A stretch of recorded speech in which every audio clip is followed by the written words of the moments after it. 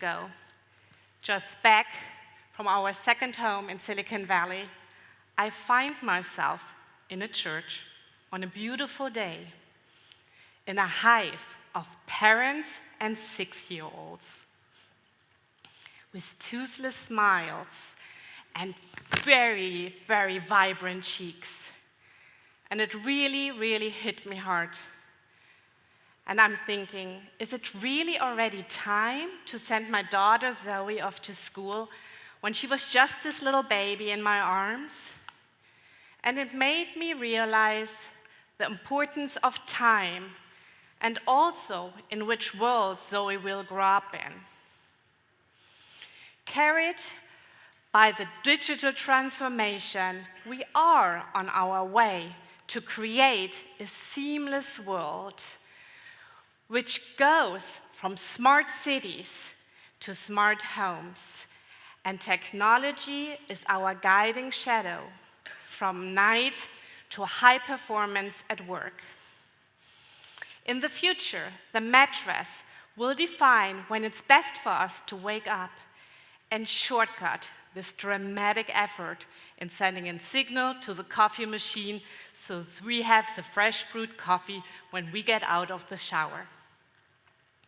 We will let go of our steering wheel so we can concentrate on the efficiency with high digital solutions. That is maybe the world we are looking into and my daughter Zoe will grow up into. But then I'm thinking, why? Why we still have these world problems such as pollution and world hunger, the lack of clean water in many places of the world. Why we still see so many wars who destroy our human species and divide us instead of unite us.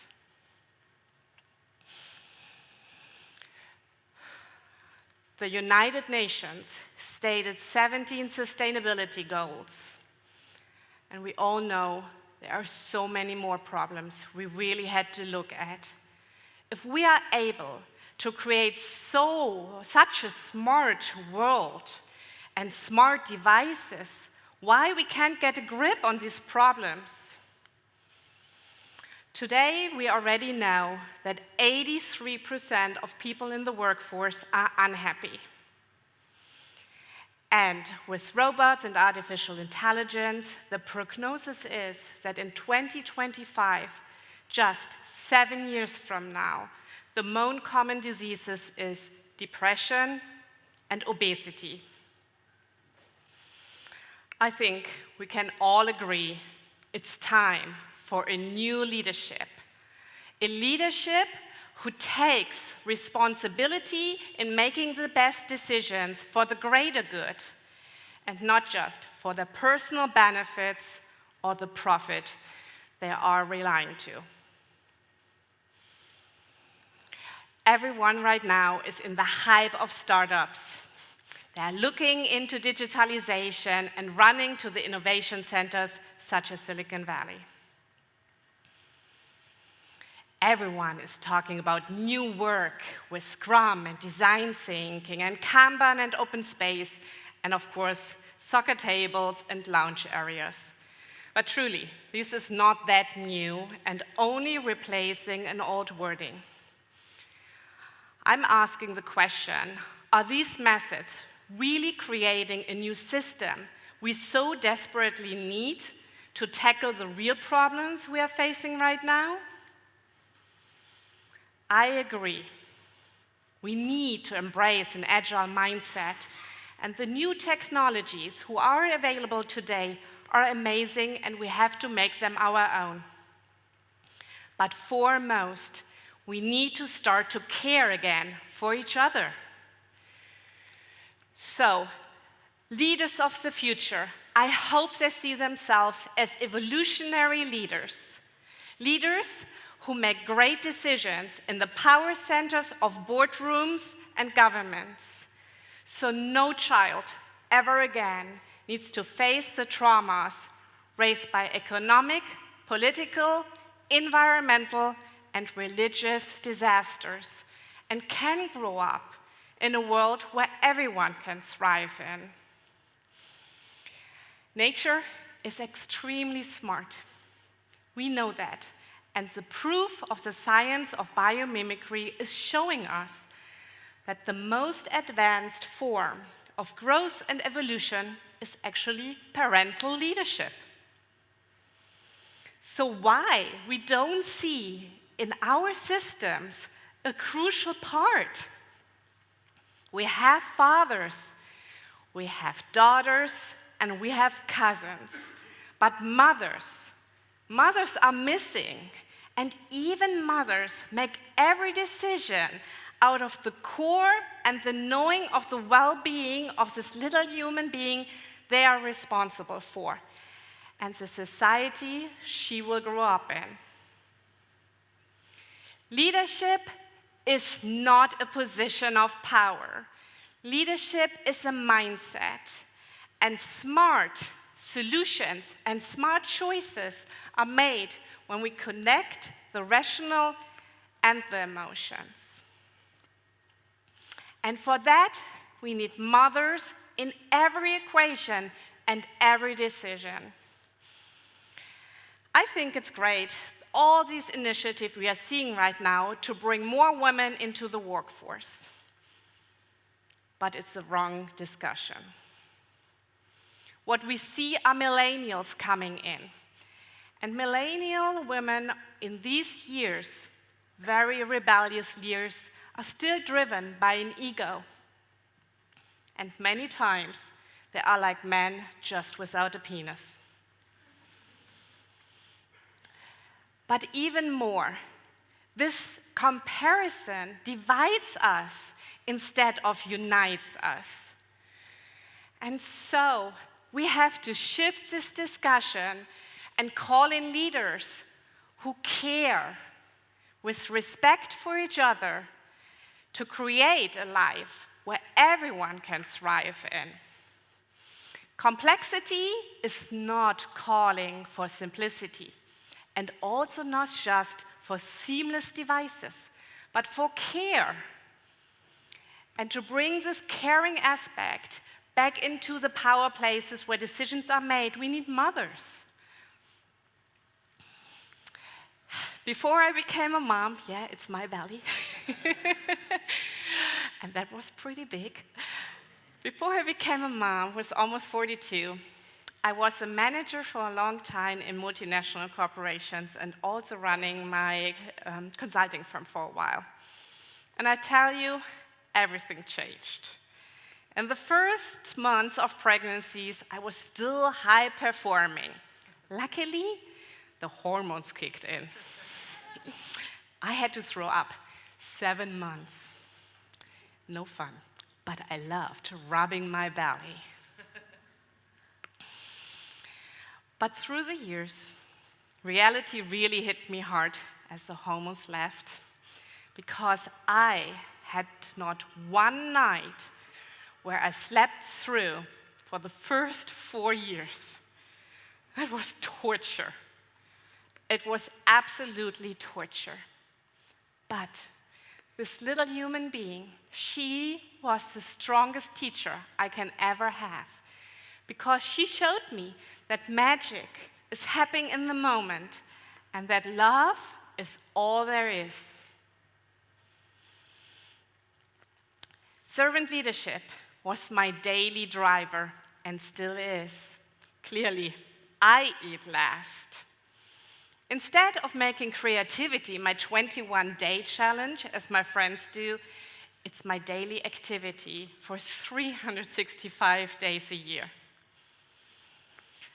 Through every little phase she's going through, I have to adapt my decisions, just as a startup does in their phase of growth. And constant change calls me to adapt to a child-needed parenting approach, because what I decide in this moment is not what she decides in what she wants in another moment.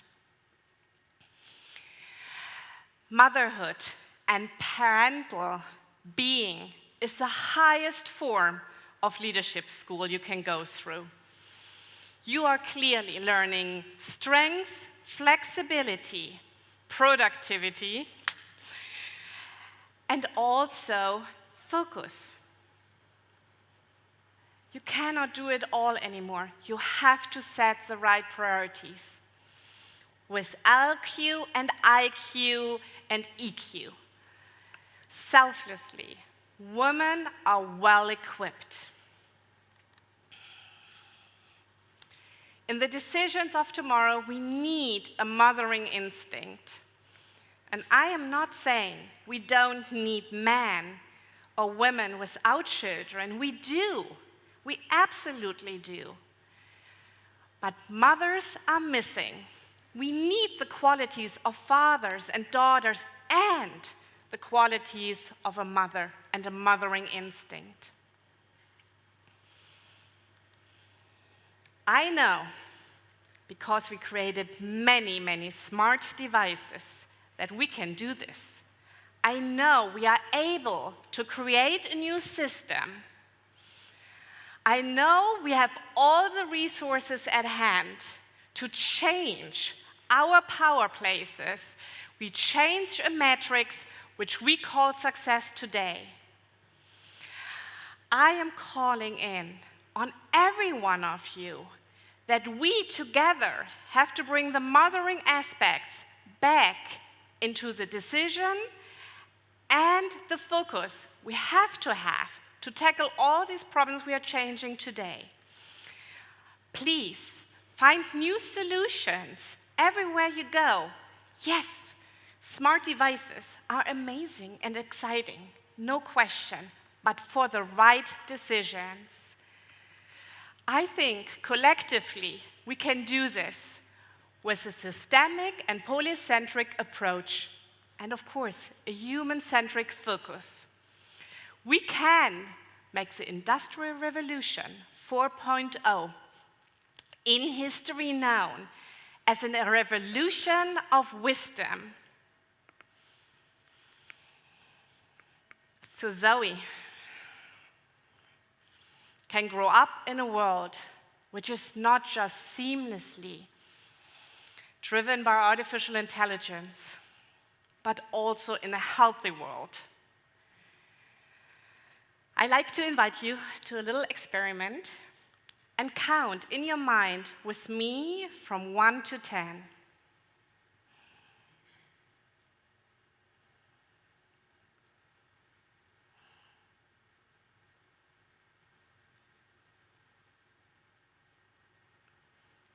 We just had 10 seconds together. 10 seconds where 400 tons of food was thrown out worldwide and 3 people died on starvation. In 10 seconds, daily, all the time. That can't be our reality. That is not the world any one of us wants to grow up in, or the children we are having. We need leaders today who create a new landscape for the future, for next generations, who put not profit first, but the impact. And their success is defined by the significance of their action. We need leaders who think differently. Yes, they embrace all the skills which the new work brings us. And they do have an agile mindset. But especially, they have a heart set which cares for the future and not their personal benefits. Harvard Business defines that a really good leader needs to go through 7 stages and not stops at the achiever level.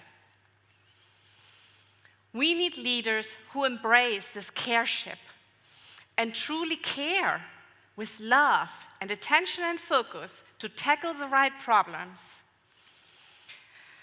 Mother Earth, it's good that she is called Mother Earth because she is the most advanced object we have, and we need to learn from her. And we also need to care for her. She's our home and the home of our children. But we have also already, luckily today, great role models, female role models, mothering role models, who have an impact in creating great businesses for the greater good, such as Daphne, who founded Coursera, which is a platform where everyone can study almost everything online. That will change the future. Today, we all know the big 5 players, but the future says that the biggest company in just 10 years from now is an education platform. Maybe it is Coursera, but maybe it's a platform you and I will create together with a new education, as we heard, where everyone has the opportunity to learn the right equipment we need for a future where artificial intelligence and robots will help us, but not just drive the future. If you close your eyes, you probably see, like me, great role models, mothering role models. I think often of my friend Elizabeth. She is running with her husband an amazing, very successful hospitality firm. And at the same time, she's raising 3 children. And in every chaos, she has strongly her priorities straight. She's leading with love and care and focus, her team at home and also in the office. Or my friend Muriel. She stepped selflessly into the mothering role for her dying friend on the side of a father and 2 small children. And at the same time, she's a trailblazer in bringing out a yin yoga movement in school all over the world. These women who I just mentioned and you have in mind, these mothers we need in the crucial discussions we are having today. I don't want to Zoe see grow up in a world where the city of San Francisco, in the middle of the most advanced innovation hub, is thinking about building a 4-level park equipped with an amazing technology, but not taking care of their people who are on the street, and you see more and more in all this abundance San Francisco has. That's not the world we want any child to grow up in. We need courageous leadership. We need leadership who cares. We need dual leadership for many, many ways. Parental leadership is the most successful key we can have, where we bring in a masculine and a feminine aspect, united with a viewpoint for tomorrow. So let's put our future into the right hands. I urge you, call in mothers into your leadership team. You will see untapped potential unleash. We need a new system, and that is by evolutionary leadership. So every child can grow up in the future, not just built on seamless solutions, but on a healthy world. Thank you.